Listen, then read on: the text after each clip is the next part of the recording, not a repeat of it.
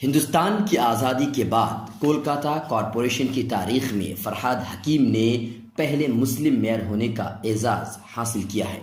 وزیر اعلیٰ ممتا بنرجی نے یہ تاریخی فیصلہ کرتے ہوئے ایک طرف جہاں اقلیتوں کی نمائندگی میں اضافہ کیا ہے، وہیں شمالی کولکاتہ اور جنوبی کولکاتہ کے درمیان موجود دوری کو بھی ختم کرنے کی کوشش کی ہے۔ سال 2010 سے شوبھن چٹوپادھیائے کولکاتہ کارپوریشن کے میئر تھے، مگر ممتا بنرجی کی ناراضگی کے بعد انہوں نے اپنے عہدے سے استعفیٰ دے دیا تھا اور ان کی جگہ ریاستی وزیر شہری ترقیات فرحاد حکیم کو میئر کے عہدے کے لیے نامزد کیا گیا ہے۔ ترنمول کانگریس کے کونسلروں کی میٹنگ کے دوران فرحاد کو نیا رہنما منتخب کیا گیا۔ فرحاد حکیم اس وقت کونسلر نہیں ہے اور موجودہ قانون کے مطابق جو کونسلر نہیں ہوگا انہیں میئر کے عہدے پر فائز نہیں کیا جا سکتا ہے۔ اس کے لیے اسمبلی میں کولکاتہ کارپوریشن ایکٹ میں ترمیم کر کے غیر کونسلر کے میئر بننے کی راہ بھی ہموار کر دی گئی ہے۔ نئے قانون کے مطابق اگلے 6 مہینے میں کونسلر منتخب ہونا ضروری ہے۔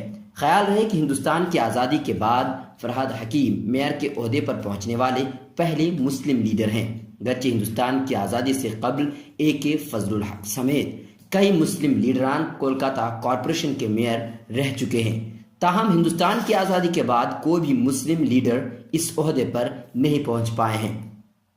ترنمول کانگریس کی جانب سے کولکاتہ کارپوریشن کے میئر کے لیے ریاستی وزیر فرحاد حکیم کے نام پر مہر لگنے کے بعد گرچہ مختلف حلقوں نے خیر مقدم کیا ہے، تاہم دائیں بازو کی جماعتیں وشو ہندو پریشد اور RSS نے اس فیصلے کی سخت تنقید کی ہے۔ ان کا ماننا ہے کہ کولکاتہ کے قتل عام کو ذہن میں اگر رکھا جاتا تو میئر کے عہدے کے لیے اس نام کی تقرری نہیں ہوتی۔